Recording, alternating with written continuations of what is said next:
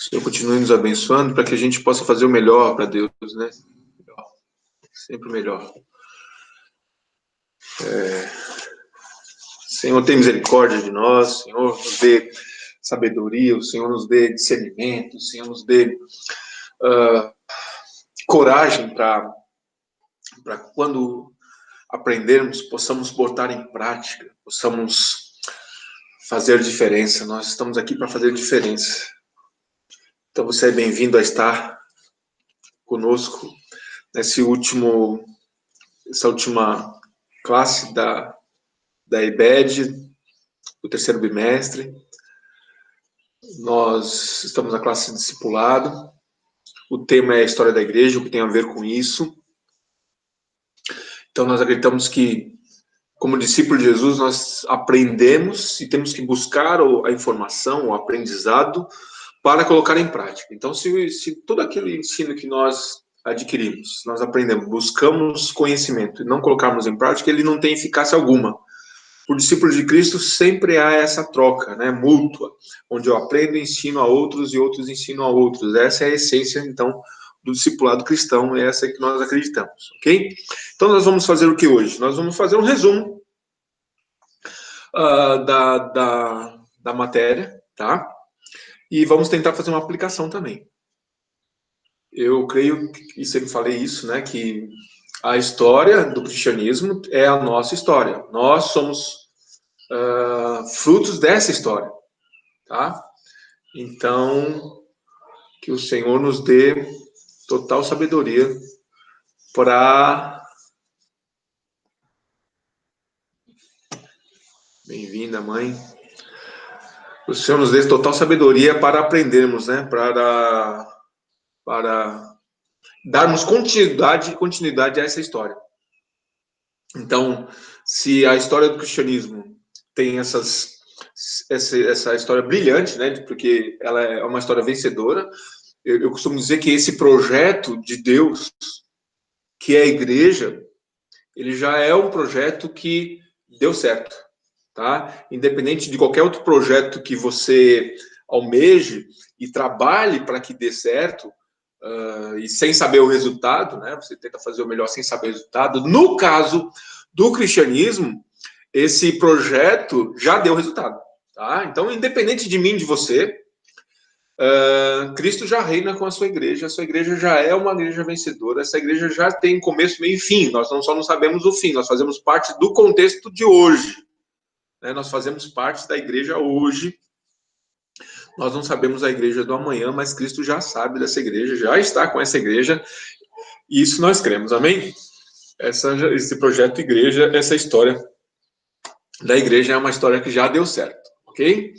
Mas que o Senhor nos dê discernimento do que fazer hoje, né? Aprendendo com a história do passado, possamos ter sabedoria e discernimento para agir no presente e que o futuro realmente pertence a Deus. Então vamos lá, vamos fazer o resumo então.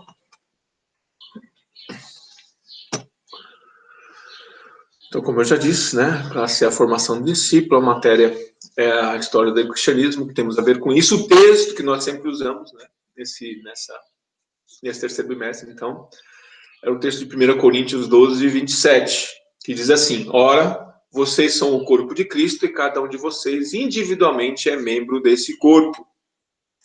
Então, nós cremos que a igreja é formada pelo corpo de Cristo, né? É uma analogia ao corpo, onde Cristo é o cabeça e nós somos seus membros. E aí, todo membro tem uma função. Que possamos entender e discernir e botar em prática a nossa função como membro. Nós não podemos ser um membro inativo. Todos nós precisamos buscar, podemos passar por períodos de inatividade, mas Deus não nos chamou para sermos inativos, tá? Para sermos atuantes no corpo.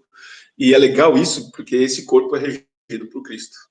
Então não tem como não dar certo a sua participação nesse corpo, ok? Então nós vimos lá na primeira aula, então, sobre a plenitude dos tempos, o texto de Gálatas 4:4. Paulo chama a atenção para a história, para a era histórica da preparação providencial que aconteceu a vinda de Cristo à Terra em forma humana. Mas quando chegou a plenitude do tempo, Deus enviou o seu Filho. Marcos também indica que a vinda de Cristo aconteceu quando tudo já estava preparado na Terra. Marcos 1,15. O tempo é chegado, dizia ele. Então, quando então iniciamos a história da igreja, nós iniciamos a história de Cristo. Né? Cristo veio no melhor contexto para ele vir. Isso segundo os planos de Deus. Tá? E aí nós temos aí, então, a contribuição romana, que ajudou muito, né, a toda a estrutura política, social, estrutural de Roma. Então, quando Cristo aparece lá na Judéia, nós temos já uma estrutura propícia para que o evangelho propagasse, né, para que o cristianismo crescesse, as boas novas fossem pregadas, né? Nós também tivemos a contribuição judaica, por quê? Porque como o evangelho foi pregado a princípio aos judeus, e os judeus em todo lugar que ele habitava, né, nas terras distantes, não só na Judéia como fora, no contexto do Império Romano, ele também tinha uma sinagoga. Então, a gente vê lá em Paulo, né? Então, Paulo, quando faz suas viagens missionárias, aonde que ele ia primeiro? Nas sinagogas. Então, a contribuição judaica foi importante, né, por ter já essa estrutura. Então, nós estamos falando de estrutura. Tanto a estrutura romana como a estrutura judaica contribuiu para que o evangelho fosse pregado e propagado. Ok? E aí nós vimos logo a igreja entre os gentios, né? A partir da ascensão de Cristo, nós conseguimos entender isso aqui. Por decisão do concílio realizado em Jerusalém, a igreja ficou com liberdade para iniciar a obra de maior vulto, destinada a levar todas as pessoas, de todas as raças e de todas as nações para o reino de Jesus. Então, com toda essa contribuição, o evangelho foi entendido, porque a princípio era entendido que era os judeus, depois foi entendido que era para todos. Tá? E aí, os homens e mulheres se converteram a Cristo, anunciavam para todo lugar, né, onde estavam residindo e viajando, anunciavam as boas novas do evangelho. Os cristãos eram considerados como niveladores da sociedade. Acontecia, porém, que na igreja o escravo era tratado igualmente como livre. O escravo podia chegar a ser bispo, enquanto o seu amo e senhor passava de simples membro. Então,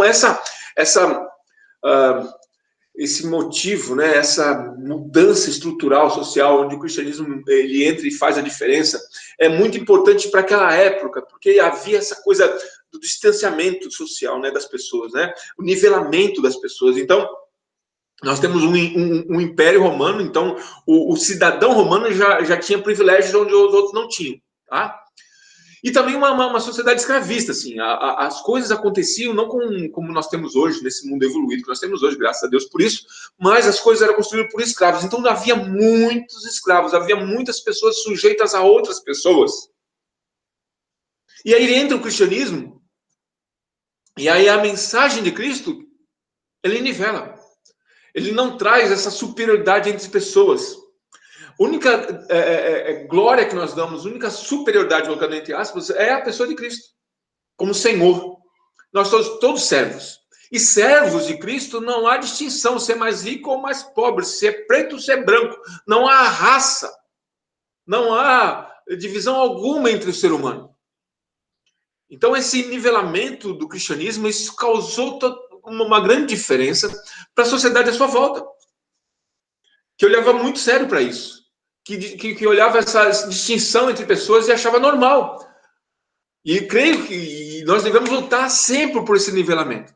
Então não há pastor, não há membro, não há ninguém dentro do contexto cristão que seja superior ao que está sentado contigo no banco da igreja.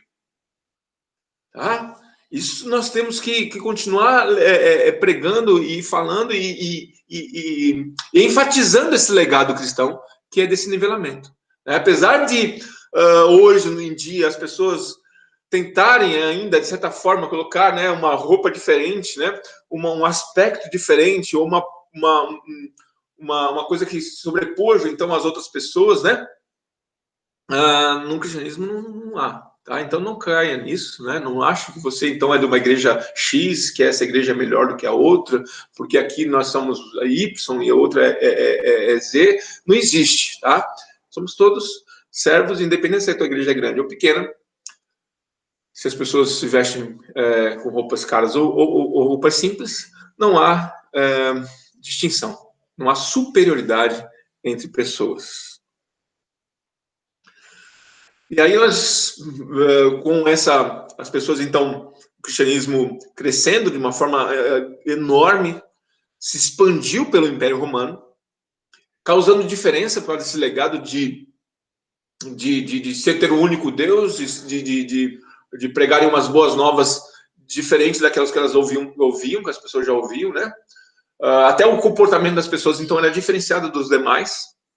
Não demorou muito tempo, então, começou a haver, então, a perseguição aos cristãos. E aí nós podemos apresentar várias causas para justificar o ódio dos imperadores ao cristianismo, tá? O primeiro dele é o paganismo. Nós temos o paganismo, né? Onde as pessoas ali, que dentro desse contexto do império, elas adoravam outros deuses, vários deuses, tá? Então, essa coisa de um único de Senhor não caía bem para aquela população daquela época, tá?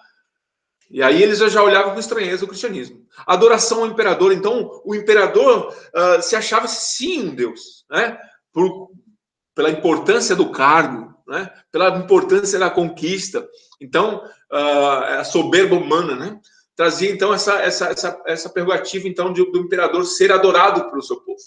E o cristianismo, então, não se curvava a pessoa alguma, somente a Deus, tá? Então, isso causava estranheza e causou uma certa repúdia também. Tá? Outra repúdia, que causou ódio também ao cristianismo, eram as suas reuniões secretas. Então, como o cristianismo não tinha uma estrutura física para se reunir, né? E aí, nesse caso, já havia, então, a perseguição judaica em cima dessa nova religião, que era o cristianismo, eles começaram a se reunir em lugares secretos, para não chamar muita atenção, até mesmo por causa dessa perseguição dos judeus. E o povo via com estranheza também, porque os lugares eram remotos, ditos cavernas, né? Lugares ermos, e as pessoas então viam inúmeras pessoas, né? Porque, novamente digo, havia nesse momento um crescimento enorme, assim, um crescimento substancial na igreja, né? As pessoas, o Espírito Santo agia, as pessoas com ousadia anunciavam a mensagem do Evangelho, porque essa mensagem realmente fazia diferença na sua vida, principalmente numa vida subjugada, né? Numa vida que não tinha esperança, e o cristianismo vem dar essa esperança a todos nós, né? Esperança de dias melhores, a esperança que, apesar da situação que nós vivemos hoje, o cristianismo nos traz uma esperança para uma futura, né? Uma presença com Cristo, uma nova vida nesse mundo, né? Um contexto totalmente diferente, e as pessoas, então, crescendo e se reunindo em lugares ermos, assim, chamou a atenção e também a desconfiança da população em geral, né? E também os interesses econômicos. Por quê? Porque quando o cristianismo cresce, as pessoas então largam o quê? O paganismo. Ela deixa de crer nos subterfúgios das religiões pagãs, né?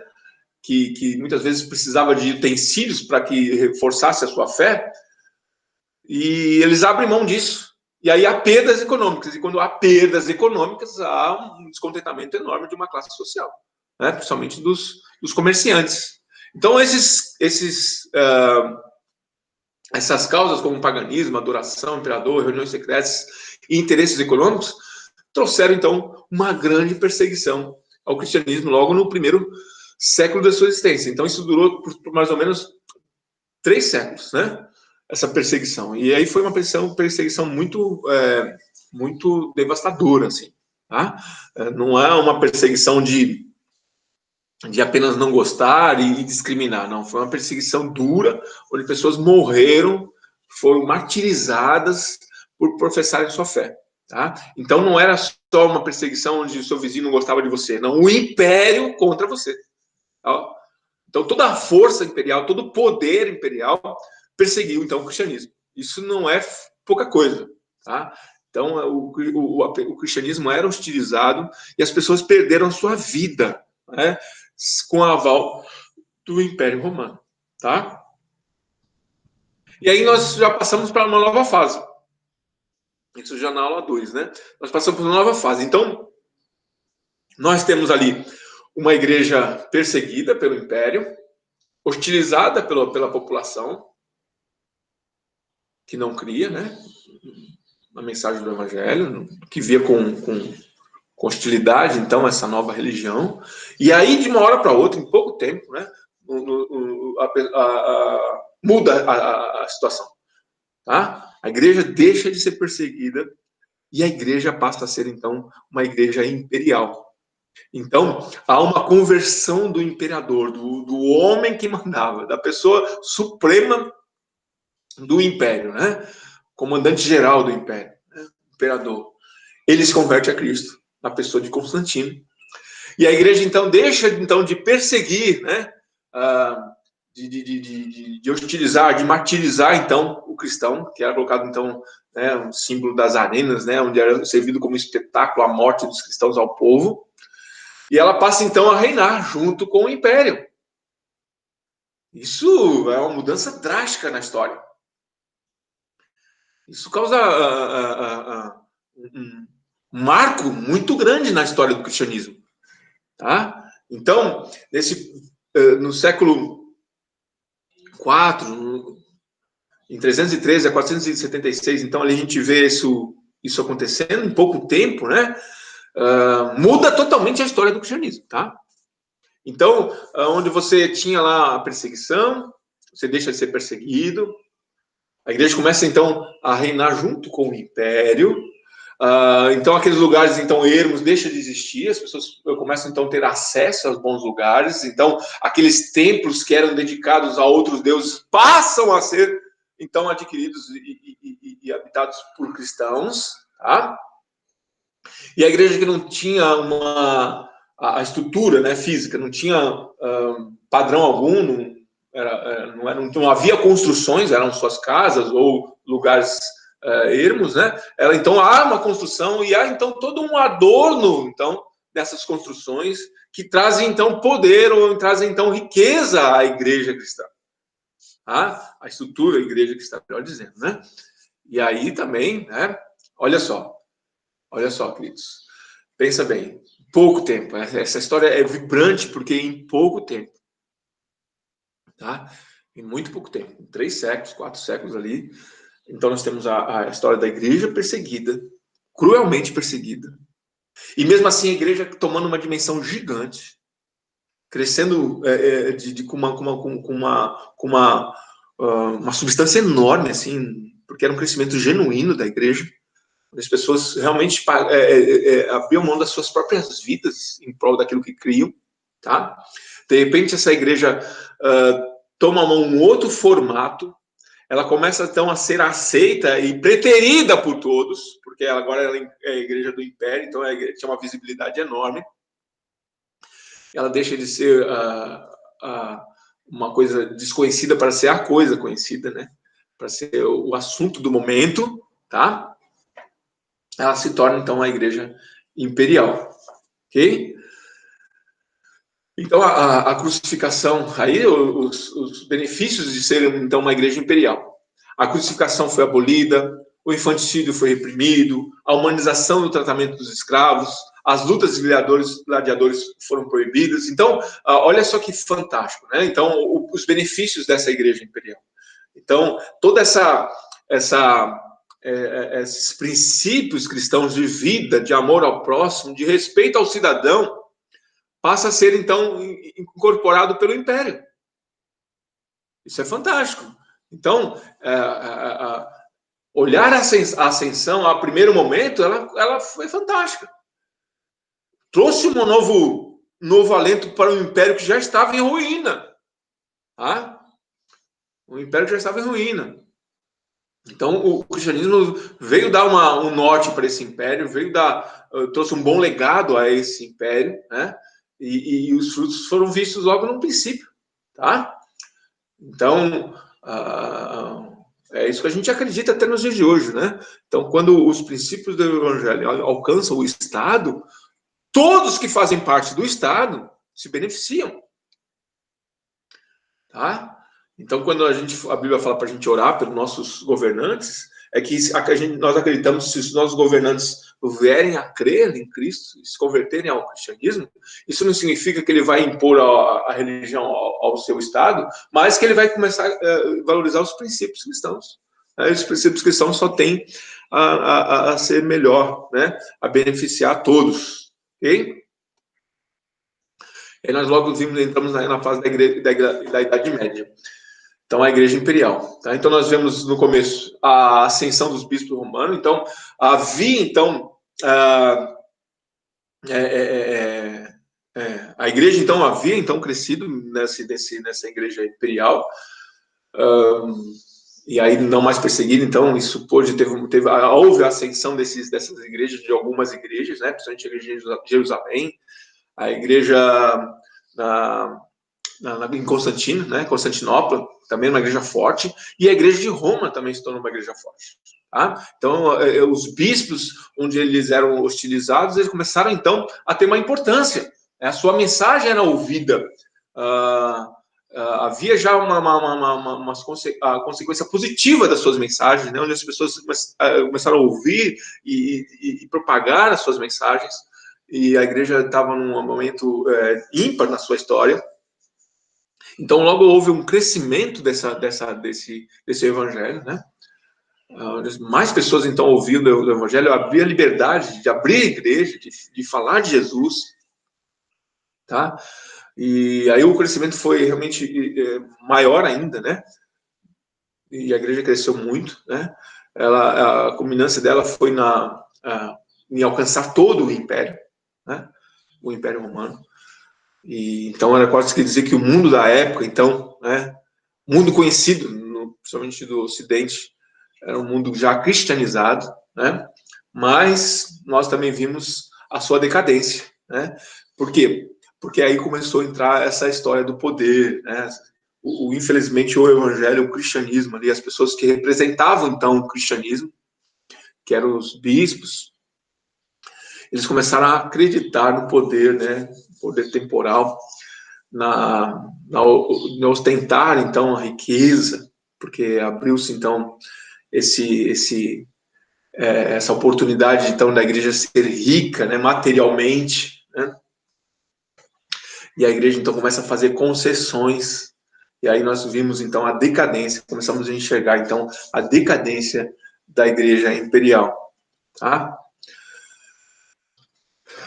Então, a gente vê essa associação da igreja, a conexão da igreja ao Estado. Então, ela começa a fazer concessões, né? Então, aí a gente fala hoje, né? A igreja romana. Então, a igreja católica, apostólica, ela se torna romana. Então, aquela igreja que era dos ensinos apóstolos, no ambiente universal, ela tem um dono agora, ela tem um Estado representando ela, que é Roma. E isso realmente não fez bem à igreja, o romanismo, tá? Ela fez concessões, então ela se tornou ela tomou para si a primazia da liderança da igreja no mundo. Foi a igreja que mais cresceu, mais teve poder, né? Influência. E eu creio muito que essa conexão, então, da igreja e do Estado não foi muito legal para a igreja, não, tá?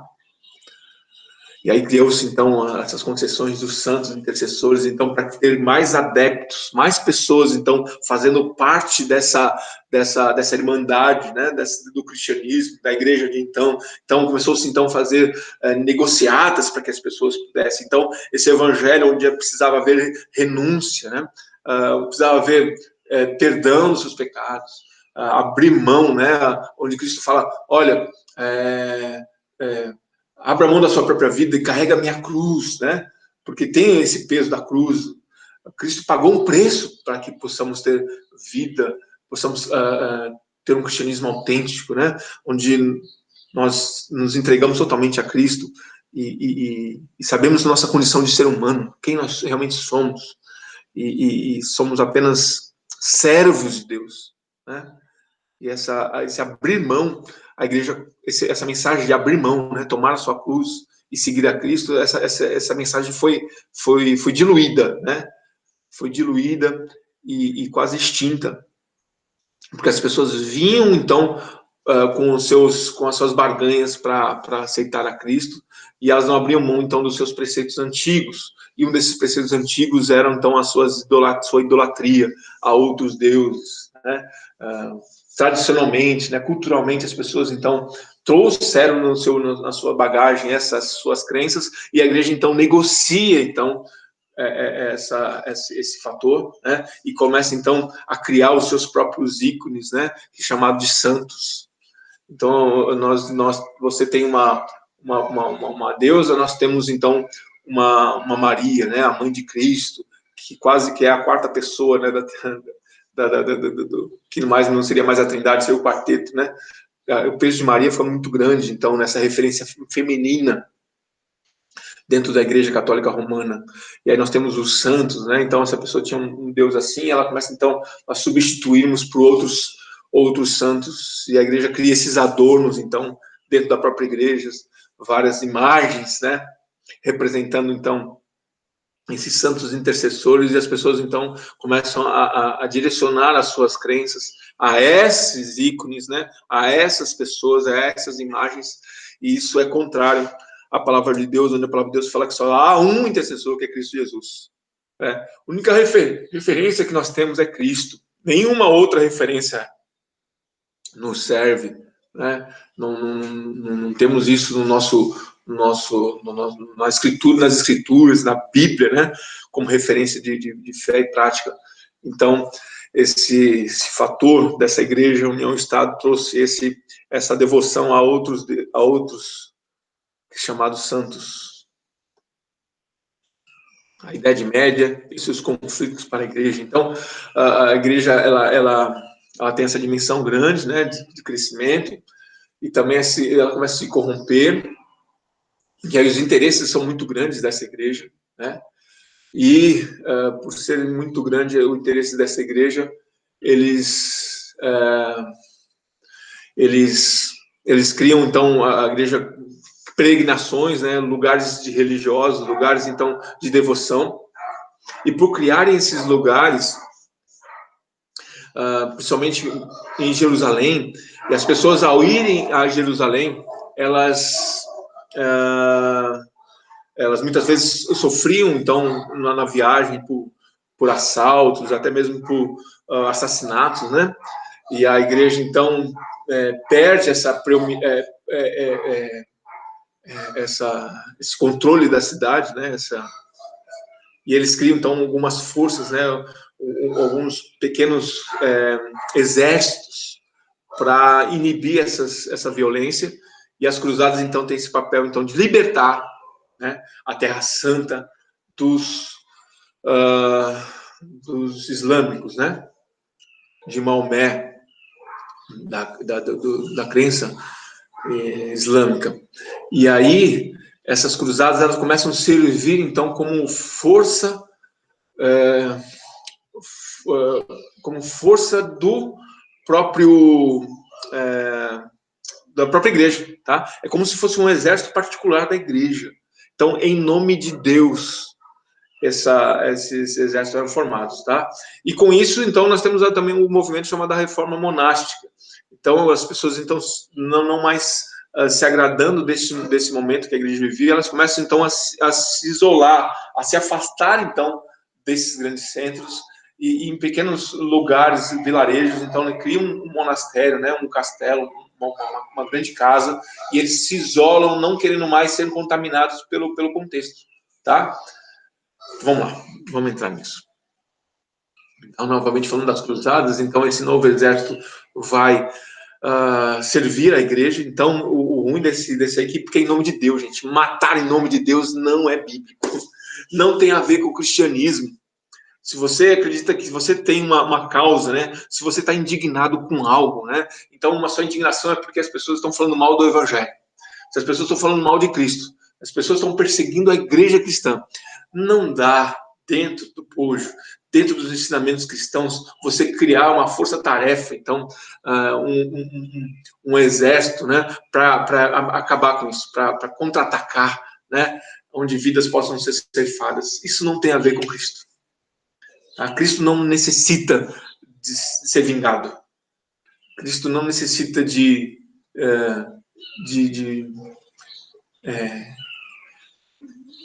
não necessita de exército para defendê-lo, não precisa de defesa, e muito menos que pessoas morram em nome de Cristo por defendê-lo, tá? Então, as cruzadas, ela parece algo legal, importante, porque tinha essa questão dos assassinatos, tinha essa questão da insegurança, né, que vivia o mundo da época, mas você não pode fazer, que o Estado, então, tome essa prerrogativa e traga a segurança ao seu povo. Isso sim, essa é a função do Estado, trazer segurança ao seu povo, mas não a igreja, né? Não a igreja. Então, os cruzados, eles serviram para esse papel, então, de trazer essa segurança, mas também de conquistar em nome de Jesus, né? Conquistar terras, conquistar lugares em nome de Jesus, matando pessoas, né? E também serviram como agentes perseguidores de pessoas que não criam no evangelho. Então, se você chama dos heréticos, né? Os bruxos e bruxas da época, coisas desse nível, assim, então essas pessoas eram mortas, né? Em nome de Deus, as pessoas eram queimadas em praça pública em nome de Deus, porque não criam, porque falavam mal do evangelho, ou porque criam em outras crenças, eles foram perseguidos. Isso não tem a ver com Jesus. Isso não tem a ver com Jesus. Jesus se conquista por amor, pela palavra pregada, pelo evangelho anunciado, pela atuação do Espírito Santo que converte vidas, né? Então, se há pessoas que creem de forma diferente, nós só precisamos orar, interceder por essas pessoas e continuar essa mensagem que nós acreditamos. Não impor essa mensagem, e muito menos matar em nome de Deus, né? Então, as cruzadas, ela tem até um apelo romântico, até romantizado, ela tem um apelo de bravura, né? Nos dias de hoje, de figuras assim imponentes, mas ela não tem nada a ver com o evangelho. A reforma monástica, ela tem até a ver conosco hoje também. A reforma monástica é essa coisa que nós temos quando nós nos sentimos aferidos, né, por uma situação. Há uma tendência nossa de nos isolarmos, né? Então, nós fazemos isso nos dias de hoje com os retiros, né?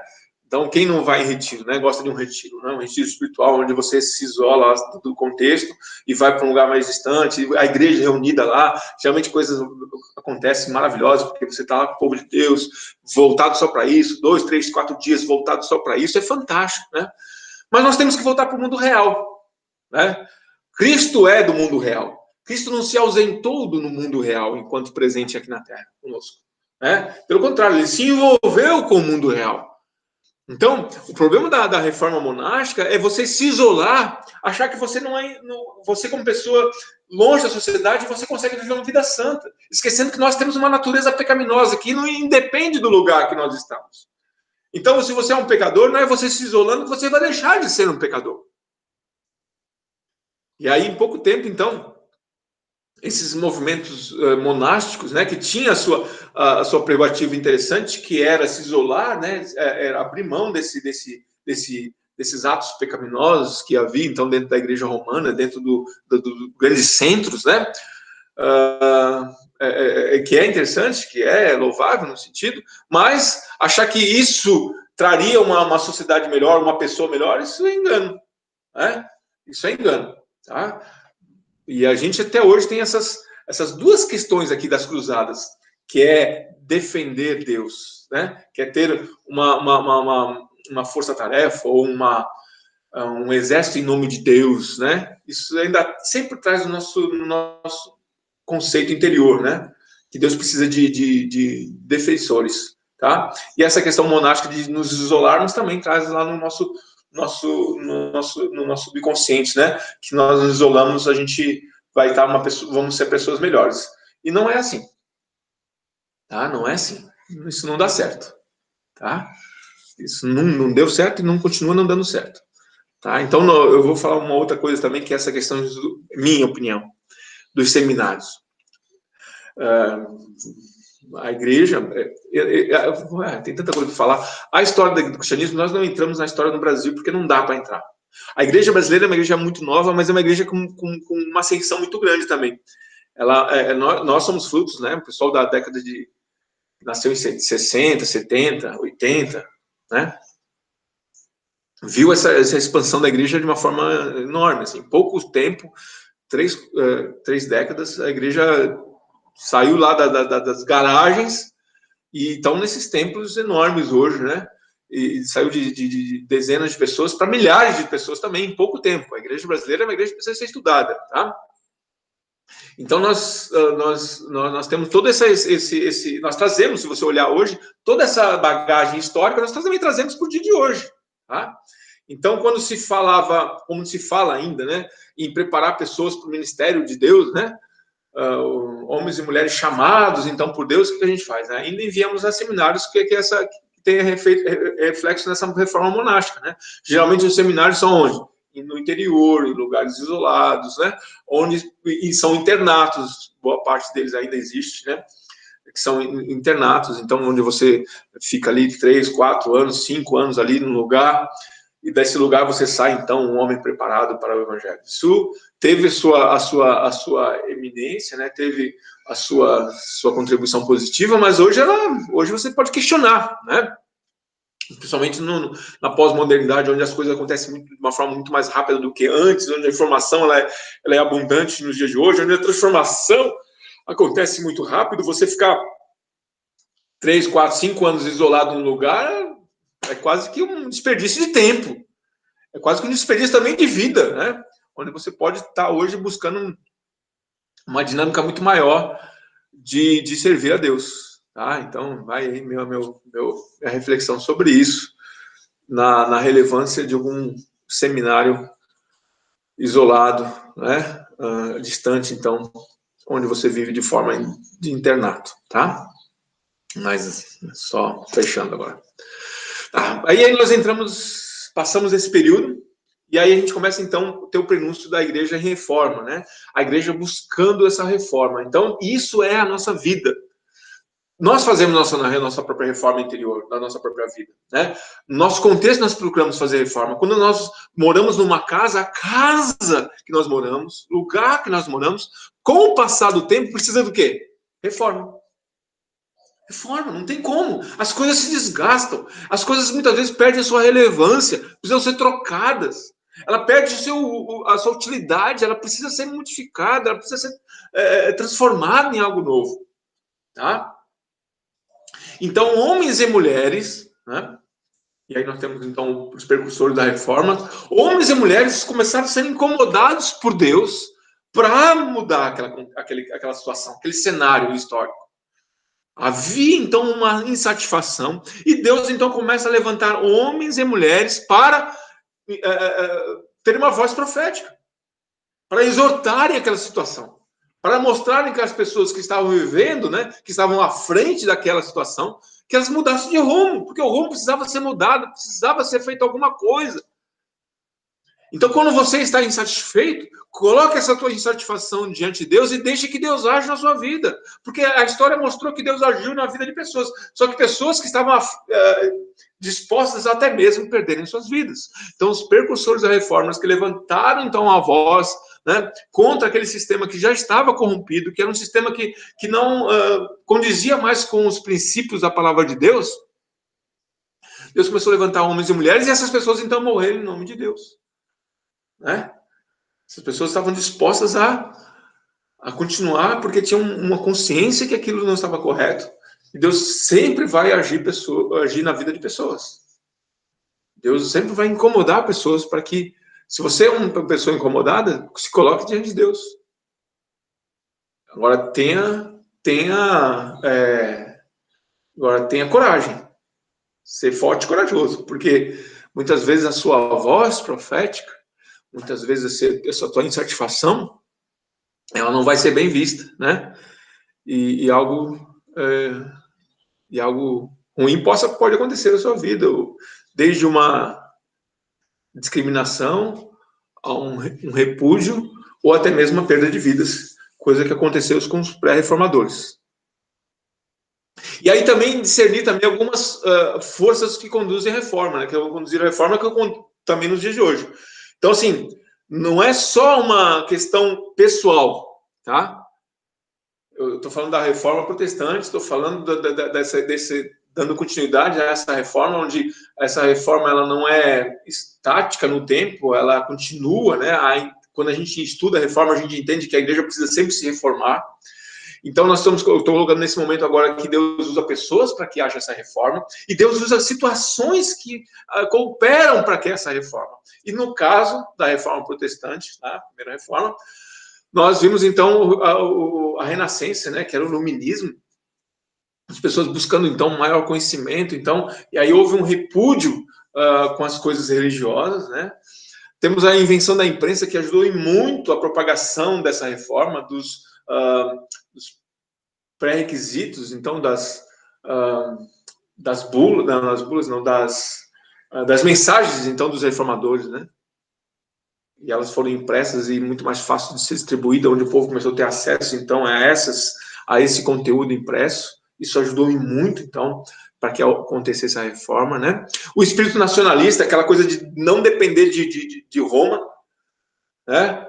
Opa, nós podemos ter até mesmo o controle da nossa própria religião, não mais sermos controlados por Roma. Esse espírito nacionalista, então, ajudou que houvesse, então, essa divisão, então, essa separação de Roma, né? Mudanças na estrutura social, o povo evolui, onde nós tínhamos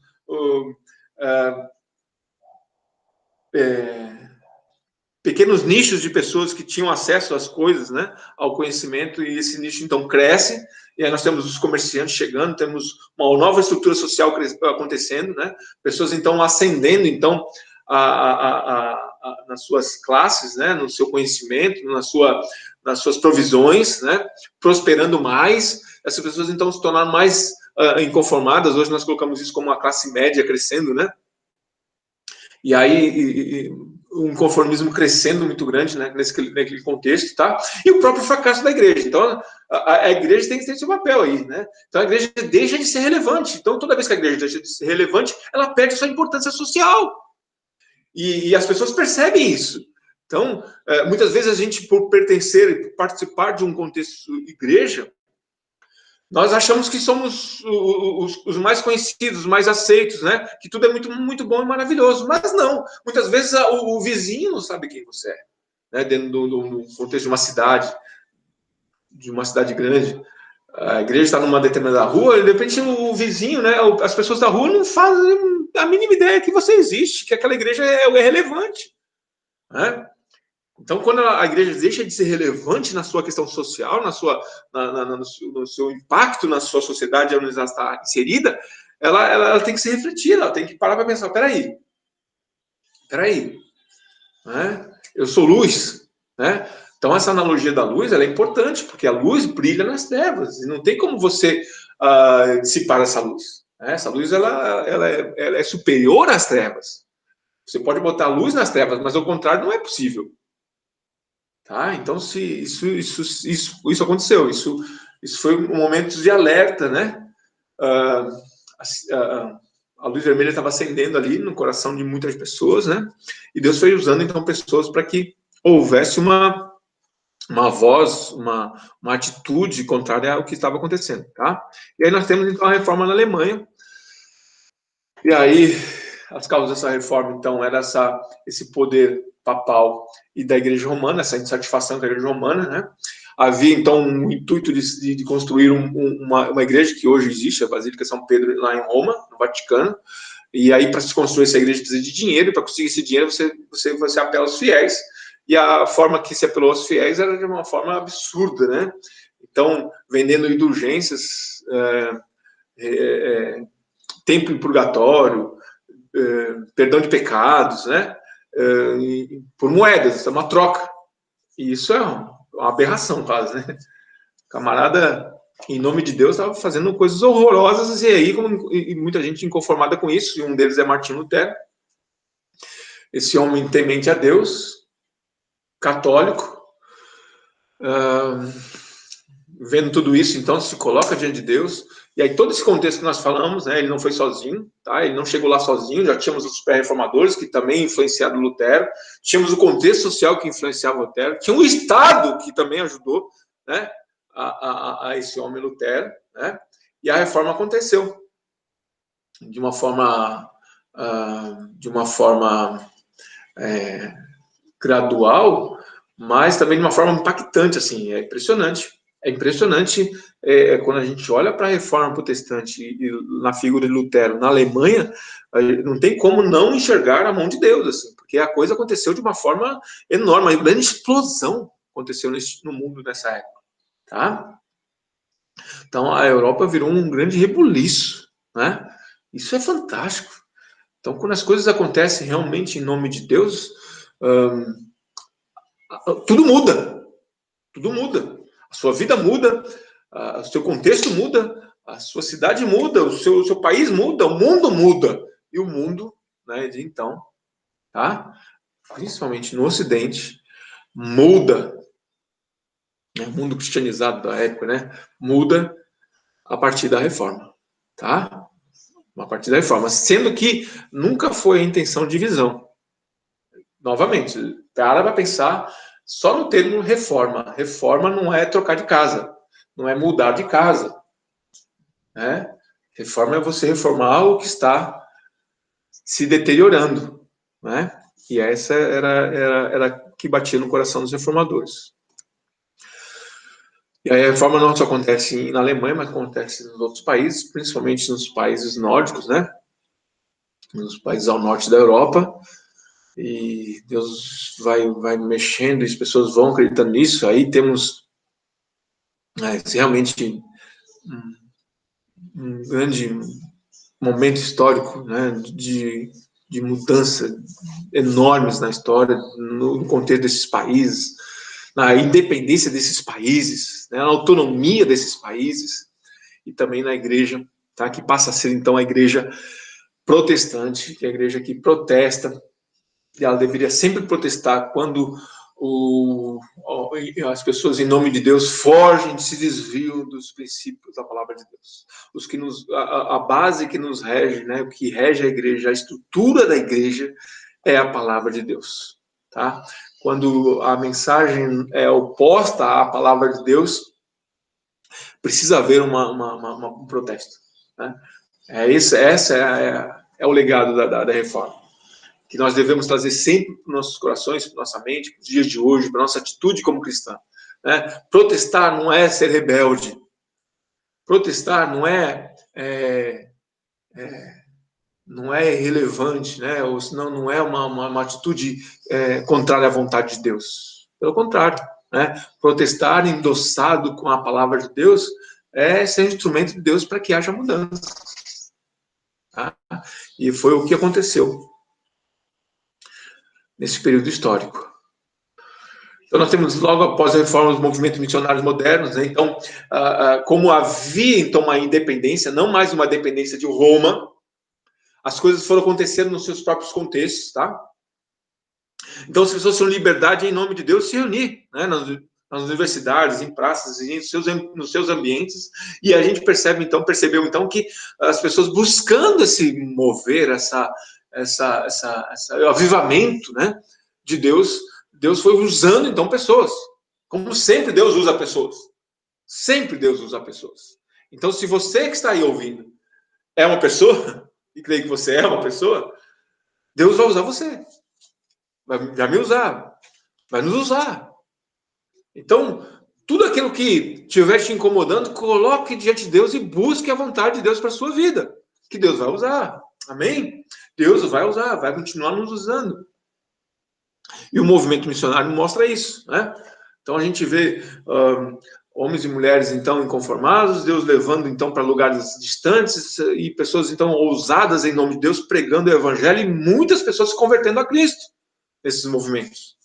Né? Surgiram movimentos novos em vários lugares do mundo. Então nós temos aí então o descobrimento da América e aí o cristianismo chegando à América. E homens e mulheres, então, continuando sendo usados por Deus, anunciam a mensagem do Evangelho, né? E aí, tanto no movimento protestante quanto no movimento católico também, tá? Então, nós estamos agora inseridos nos dois, porque nós temos que deixar claro que a história da igreja é igreja apostólica, igreja apostólica, tá? Então, a Igreja de Cristo, ela não começa, muitas vezes parece que para nós protestantes hoje, ela começa depois da Reforma. Tá? Então, a Igreja Católica Apostólica, né? A Igreja Universal dos Apóstolos, ela começa em Atos dos Apóstolos. Ela tem esse movimento, então, que acontece, esse momento histórico que acontece com a Reforma Protestante, mas ela dá continuidade e continua dando continuidade desde sempre. Tá? Então, o movimento missionário, temos um movimento missionário protestante, como temos um movimento missionário católico, romano. Eles andam juntos e agora está tudo misturado. Tá? Nós não podemos achar que só o movimento protestante ali, só os protestantes são os convertidos a Cristo. Não. Não. Não, não. De forma alguma, tá? Então, todo o movimento cristão, todos aqueles que pregam a Cristo, que anunciam a mensagem de Deus. E aí você pode questionar a forma,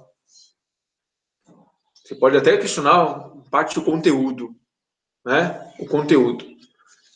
Mas você não pode questionar a ação de Deus. Aquilo que está fora do nosso alcance, que é a dimensão de Cristo na vida das pessoas. Então, Cristo continua convertendo vidas.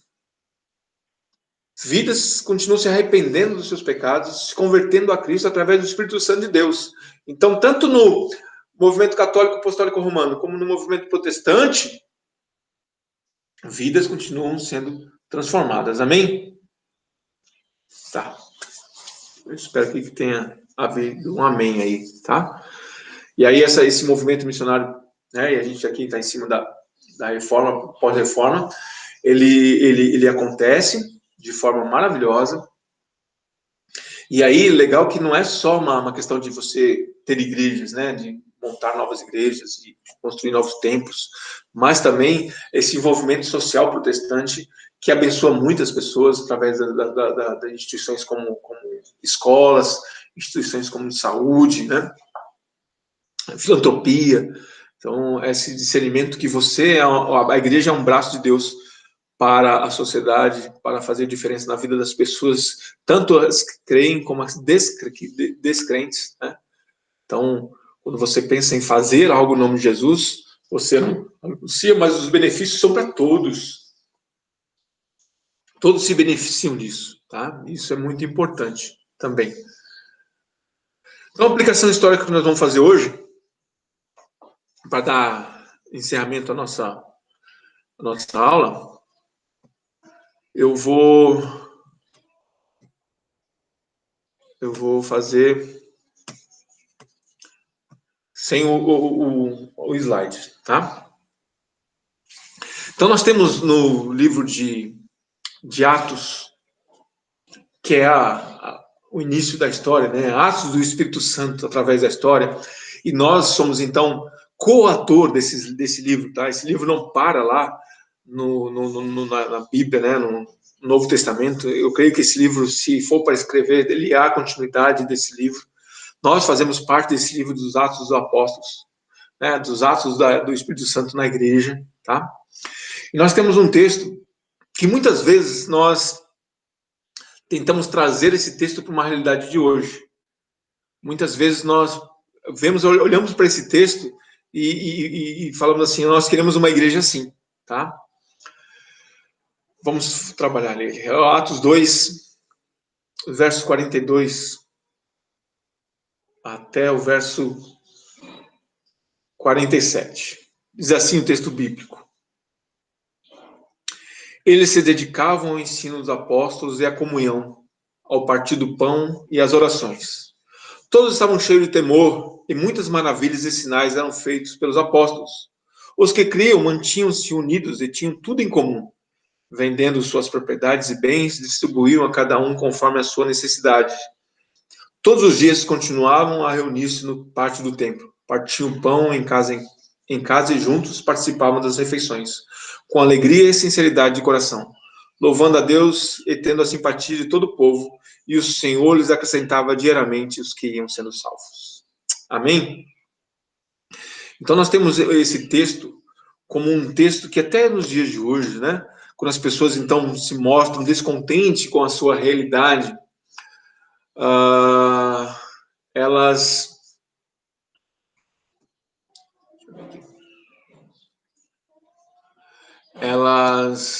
mostram descontente com a sua realidade, elas vão para esse texto, né, e falam assim, como é bom se nós voltássemos então à igreja primitiva. Vamos lá. Primeiro, não dá para voltar. Voltar no tempo é impossível. E primitivo, gente, é algo que passou. Tá? Não tem como. Graças a Deus nós evoluímos para o contexto que nós estamos hoje e vamos continuar evoluindo dentro do nosso contexto até que Cristo venha. Tá? Então, esse texto aqui não está falando de um padrão que deve ser imitado. Não. É de um princípio que deve ser imitado. Tá? Então, essa alegria no coração, essa prática de partir o pão, de estar orando, de ter temor de Deus, ser cheio do temor, né? Onde sinais eram feitos. Isso pode ser nos dias de hoje, isso é princípio da palavra de Deus, tá? Essa coesão, essa vontade de estar reunidos, de louvar a Deus, de buscar a vontade de Deus, de abençoar as pessoas, de ser reconhecido pelo que está à sua volta, esses são princípios eternos que precisam ser resgatados sempre. Quando nós olhamos para isso, para esse texto, nós devemos falar, Senhor, que seja assim nos dias de hoje. Mas também não podemos trazer o que é histórico, o que é momento histórico. Então, temos que entender que isso aqui é o início do Evangelho, de um caminho que era novo, recente, dentro de um contexto onde as pessoas eram reprimidas por um império, que estavam à mercê de um outro povo, onde as pessoas careciam de tudo. Né? Esse povo aqui, principalmente no contexto de Jerusalém, eles estavam sendo oprimidos tanto pelo império como pela religião da sua época. Tá? Então, os fariseus, em nome de Deus, colocavam peso enorme nas costas desse povo. Subjugavam esse povo. E quando esse povo, então, começa a ouvir uma mensagem de libertação de tudo isso, isso é maravilhoso.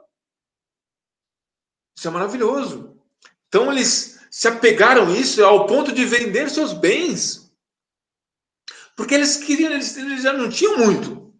Eles queriam que aquilo se prorrogasse por muito tempo, né? Estando junto ali. E aí a igreja cresce em Jerusalém, a coisa acontece, mas isso não é princípio bíblico, tá? Isso é contexto histórico. Tanto é que em Atos 8:1, esse povo que está reunido ali, ele é disperso. Porque ele começou, então, a crescer e a incomodar aos judeus da sua época, e esse judeu começa, então, a perseguir de forma implacável esse povo sai, porque era essa missão da igreja. Se nós olharmos, então, logo no começo de Atos, né? Que é quando tem a promessa do Espírito Santo, qual que o texto diz lá em Atos 1:8? Mas receberão poder quando o Espírito Santo descer sobre vocês e serão minhas testemunhas. Aonde? Em Jerusalém? Não. Só em Jerusalém? Não. Em toda a Judéia, Samaria, até os confins da terra. Então, naquele contexto de Atos 2, onde o povo tinha tudo em comum e vendiam seus bens, eles queriam... Quase caiu meu celular. Eles queriam estar juntos. Aquilo ali acontece como contexto histórico. Só que não é assim, né? Deus continua agindo dentro do contexto histórico e aí permite então uma perseguição neste povo, e esse povo então sai, e é a necessidade de sair. Então, o princípio de ter tudo em comum, de estar em comunhão, de estar louvando a Deus, de estar em oração, de estar fazendo sinais e maravilhas em nome de Deus, esse princípio é bíblico e deve continuar nos seguindo, junto conosco. Caminhando conosco, no nosso bojo, nossa vida, nossa compreensão do Evangelho. Então, quando nós olhamos para Atos, né, novamente, olhando para esse contexto de Atos 2, e nós queremos buscar o princípio, não o contexto. O contexto ficou lá, mas o princípio, sim. Tá? Então, o princípio, sim. Então, o princípio de ter uma igreja relevante, onde nós nos preocupamos uns com os outros, onde nós abençoamos uns aos outros, e nós podemos, em nome de Jesus, fazer a obra dele na sociedade que vivemos, esse é o princípio do Evangelho. Então, quando nós, né, estamos lamentando e olhando para a igreja nos dias de hoje, nós temos muito que louvar a Deus, muito que agradecer a Deus, porque, reforçando a mensagem, né, a mensagem chegou aos nossos ouvidos e mentes, e nós nos convertemos e somos frutos dessa história, tá? Somos frutos desse evangelho que perdurou e que perdura nos dias de hoje, que há de perdurar até Cristo venha, tá? Essas boas novas do evangelho, isso é graça, isso é dádiva de Deus, nós devemos nos alegrar com tudo isso, mas também nos entristece e traz uma certa comoção algumas práticas da igreja nos dias de hoje. Então, essa igreja que muitas vezes ainda traz essa proximidade com o Estado, com o poder, com a riqueza, né? Com a ostentação. Essa igreja que negocia princípios em nome de um crescimento. Essas coisas nos incomodam. Essa igreja inoperante socialmente, essa igreja que não é conhecida pela sua sociedade, essa igreja que não tem efeito algum na vida das pessoas. Essa igreja que muitas vezes a causa repúdia através do seu mau testemunho. Né? Essa igreja, ela precisa ser combatida. Esses ensinamentos, esses falsos ensinamentos precisam ser combatidos. Né? E que Deus continue levantando os homens e mulheres com uma voz profética para essa igreja. Nós precisamos hoje de profetas. Homens e mulheres que discernem o momento e falem em nome de Deus, né? Não querendo cortar pescoços, né? Pelo contrário, querendo vidas salvas, restauração. Então, nós precisamos de restauração, totalmente de restauração, né? E que assim seja. Que esses ensinamentos da história possam vir para nos fortalecer, possam vir para nos entender que nós fazemos parte de um contexto hoje, atual, semelhante ao de todos os outros que passaram pela história. Então, Deus usa e continuará usando pessoas como eu e você para fazer a diferença na vida da igreja, né? Então, amados, busque, né? Nós tivemos 8 aulas apenas. Espero realmente que essas 8 aulas possam ter sido úteis para você, que você possa ter aprendido mais e que tenha interesse de aprender muito mais, porque tem muito mais a ser aprendido. Nós estudamos uma mínima parte, né, da história da igreja. Tem muito, muito, muito mais para ser aprendido, e que esse aprendizado possa trazer um constrangimento, no sentido um constrangimento no sentido de nos preparar melhor, né? Nos fazer pessoas melhores no conhecimento, para termos uma palavra e uma ação relevante nos dias de hoje, tá? Essa é a minha oração. E que o Senhor continue fazendo história em nossas vidas. Que o Senhor continue nos abençoando, que o Senhor continue nos usando, né? Como instrumento vivo dele. E que o Senhor tenha misericórdia de nós e tenha misericórdia da sua igreja, né? Que isso que nós estamos vendo aí, esse crescimento que ostenta, né? Ostenta riqueza, ostenta prestígio, ostenta associações, ostenta governos, que o Senhor possa restaurar tudo isso, né? Em nome de Jesus, e que possamos ser, então, frutos disso. Amém? Então, que Deus abençoe. Tenham todos um excelente domingo, uma excelente semana. Nós vamos continuar no 4º bimestre, então, falando sobre Filipenses, né? Rumo à maturidade. Nós vamos ver na carta de Filipenses isso, né? Se queremos um modelo de igreja, está ali em Filipenses, né? Homens e mulheres totalmente voltados para a causa de Deus, homens e mulheres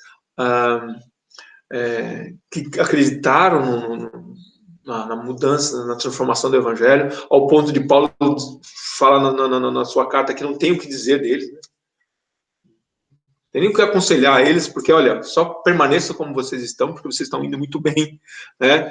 Então, essa é uma maturidade que nós devemos aprender. Então, a partir do próximo bimestre, sem ser esse domingo ou outro, se não me engano, Não sei se será...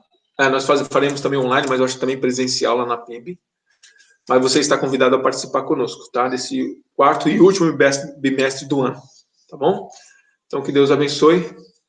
Novamente, tenha um bom domingo e um bom descanso, né? De descanso. Amém? Amém, queridos. Vamos lá, então. Desligando.